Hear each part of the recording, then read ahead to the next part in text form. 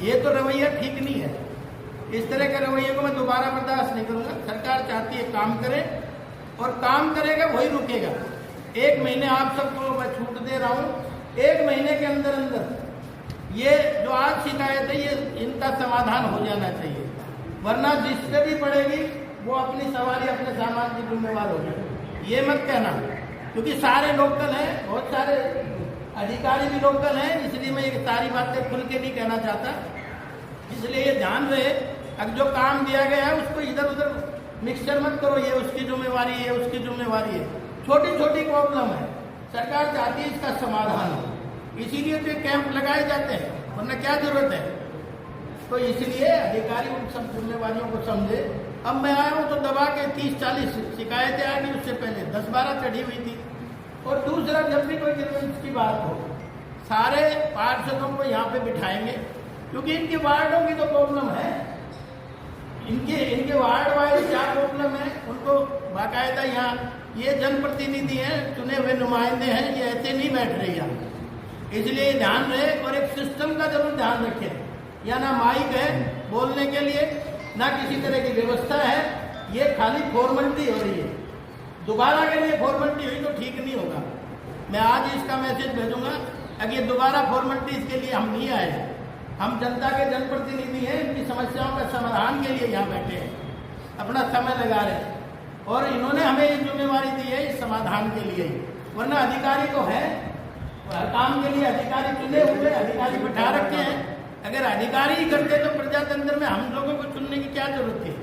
तो ये एक व्यवस्था बना रखी है, प्रजातांत्रिक सिस्टम है, इसको सबने फॉलो मिलके करना है। मैं कोई आज इंडिविजुअल शिकायत नहीं करने आया।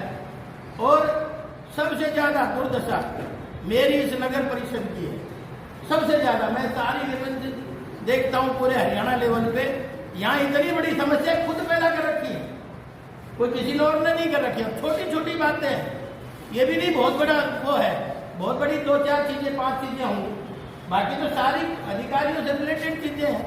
भाई 2-4 चीजें 5 चीजें मैं इसलिए कह रहा हूँ, वो बजट की प्रॉब्लम हो सकती है, व्यवस्थाओं के ऊपर से प्रॉब्लम हो सकती है, तो उसका तो निवारण हम करेंगे मिलके। लेकिन ये छोटी छोटी व्यवस्थाएं तो आप लोगों के सबके हाथ में है, क्योंकि जनता का अगर आप आशीर्वाद नहीं लेंगे, क्योंकि जनता सबको नहीं बिठाया गया, परमात्मा ने सबको यहाँ नहीं चुन के बिठाया ना, और जब चुन के बिठाया तो हमारी जिम्मेवारी कुछ ज्यादा है कि नहीं, और जनता से ही हमने लेना देना है। जनता के आशीर्वाद से हम सब लोग यहाँ तक आए। अधिकारी भी ये बात समझ लें, वो भी जनता के आशीर्वाद से, वो भी अपने माँ बाप के आशीर्वाद से, आपके समाज के आशीर्वाद से आप यहाँ इस योग्य कुर्सियों पे बैठे हैं। वरना तो दुनिया और भी बाहर है और घूम रही है, वो भी इस बात के लिए बैठने के लिए ललायत है। और एक ये सिस्टम थोड़ा सा जरूर चला ले। मैं बहुत सारे लोगों की मेरे पास शिकायत आती है, दोबारा इस तरह की शिकायत आनी नहीं चाहिए। जब भी इस तरह का सिस्टम हो उसको ठीक प्रॉपर तरीके से चलाना चाहिए, क्योंकि आने वाला आदमी आपसे उम्मीद लेके आया है, उम्मीद लेके आया। अगर वो बिना उम्मीद के जाता है, 4 बात हमें सुना के जाता है, तो ये हमारा भी दुर्भाग्य है, आप सब लोगों का है ही। ठेकेदार के कर्मचारी हैं, ठेकेदार को मैंने ठेकेदार से पूछा, भाई क्या बात है 3 महीने से क्यों नहीं मिल रही? अरे दिवाली का त्योहार है, अगर आप सबकी भी तनख्वाहें 1 महीने में रुक जाए तो सबकी व्यवस्थाएं बिलबिला जाती है कि नहीं जाती? तो उन गरीब आदमियों पे आपने फोकस करना है। अगर उनकी समय पे तनख्वाह नहीं मिल रही, वैसे भी 3 त्योहार है, वो भी है कितनी तनख्वाह, ठेकेदार के नीचे कितनी तनख्वाह होती है? वो भी मैंने ठेकेदार से पूछा तो उन्होंने कहा जी हमारे बिल पास नहीं हुए। तो मैंने कहा इसमें बिल का कहाँ समस्या आ रही है, कोई दिक्कत है तो हमें बताओ, क्या वजह है, अपने इनको बताओ, वार्ड मेंबर्स को बताओ। लेकिन वो व्यवस्थाएं सही चलनी चाहिए।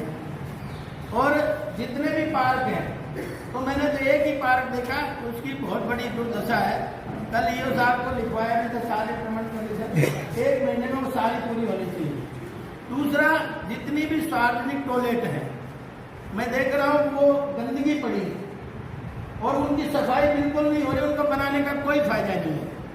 अगर ऐसे ही बनानी है 4 दिन बाद बंद होने तो मत बनाओ, लेकिन सफाई व्यवस्था हो।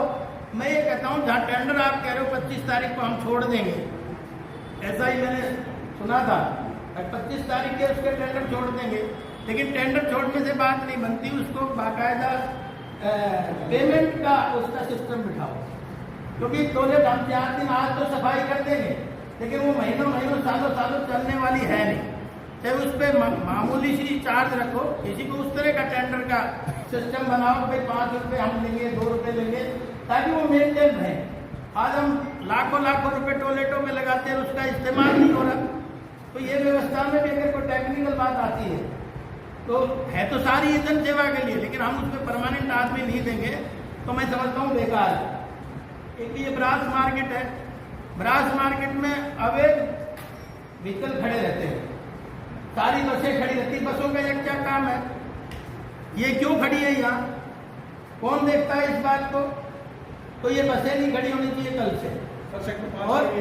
और जहाँ भी है, जहाँ भी ये व्यवस्था है उसको इसी समय दूर करना है हमने, क्योंकि बाहर की व्हीकल नहीं आनी चाहिए। मार्केट की तो आएंगे, हम उनको रोक नहीं सकते, लेकिन बाहर के वो ये समझे कि तुम्हारी प्रॉपर्टी है, तो इस तरह के लोगों को वहाँ खड़े नहीं होने की मंजूरी नहीं होगी।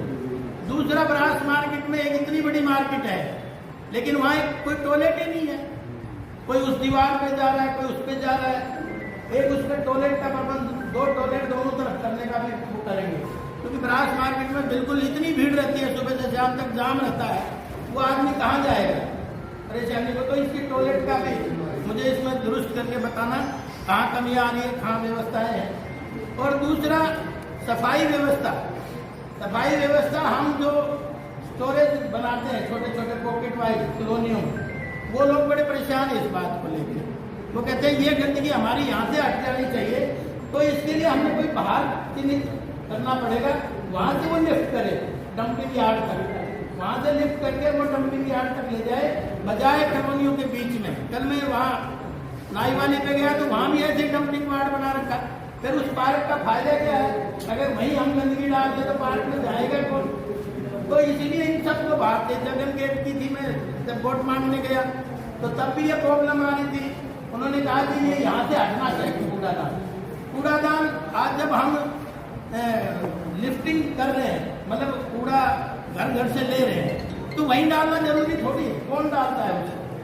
जब हमने व्यवस्था बना रखी है सरकार ने, और घर घर से कूड़ा हमने इकट्ठा करना है, बाहर लेके जाना है, तो क्यों नहीं उन मित्रों को और आगे तक लेकर उनकी व्यवस्था करी जाए? तो इस पर भी मैं चाहूंगा कि सफाई व्यवस्था भी हो। हाँ, अरे ये गीला सूखा भी आजकल, पहले अलग अलग होता था, उसकी व्यवस्था बन जाती थी। 4 दिन तो चीजें चलती है, जब सरकार चाहती है 4 दिन तो वो व्यवस्थाएं चलती है। 4 दिन के बाद फिर वो चरमरा जाती है। अब मेरे ट्रैक्टर में ही ट्रैक्टर आता है कूड़ा लेने के लिए, तो उसको कहते हैं कि आगे डाल के तो वो कर सकता है। एक लिफ्टिंग पॉइंट सब इसे जो बाईपास है इसके बाहर बनाने का प्रयास करेंगे। ये बाईपास से सब बाहर लिफ्टिंग पॉइंट होने चाहिए, जंक्शन से बाहर, ये सब यहाँ से शिफ्ट करवाओ।